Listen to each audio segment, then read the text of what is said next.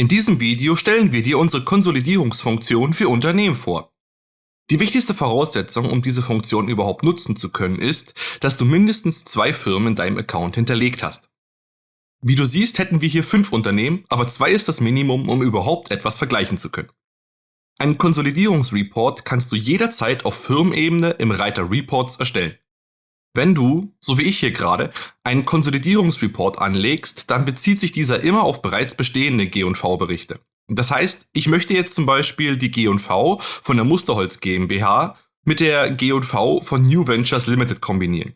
Auch hier ist es wieder wichtig, dass sich der Konsolidierungsreport auf 2 oder mehr Grundreports bezieht. Des Weiteren musst du beachten, dass beide Reports denselben Datumsbereich abdecken. Bei mir ist das hier das Jahr 2021.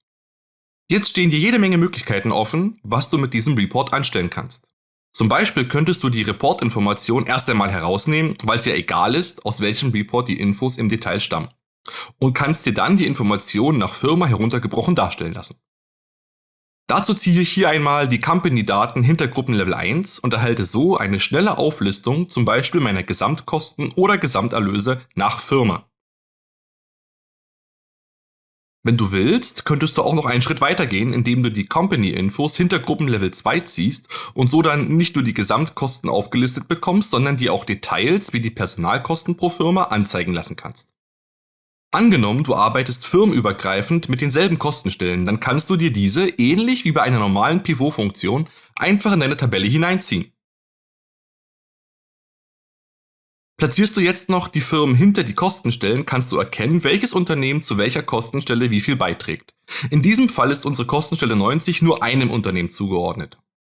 Bei einer übergreifenden Zuordnung könnten wir jetzt den jeweiligen Anteil jedes Unternehmens an dieser Kostenstelle ermitteln.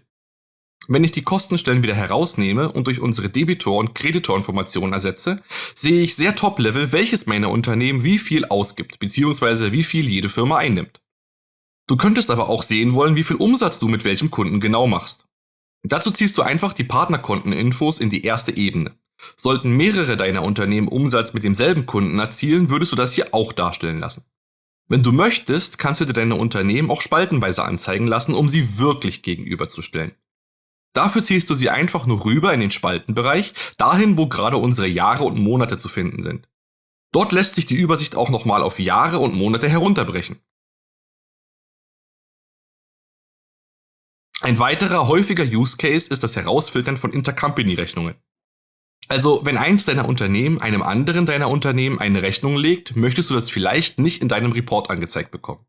Zum Beispiel könnten die Arbeiten, die Angestellte des einen Unternehmens für ein anderes deiner Unternehmen erledigen, in einem Freelancer-Konto zusammengefasst werden. Dieses könnten wir unter Personalkosten schließlich herausfiltern. Dazu öffnen wir unsere Filter, gehen zu Kontennummern und Namen, suchen unser Konto, bei uns Konto 4100. Sobald wir dieses abgewählt haben, taucht dieses nicht mehr in unseren Personalkosten auf. Auf die gleiche Art und Weise verfährst du, wenn du andere Dinge herausfiltern möchtest. Wir verzichten hier in unserem Beispiel auf die Partnerkonteninformation der Firma Naturholzmöbel. Soweit unser Überblick zu unserem Konsolidierungsbericht und nun Happy Reporting!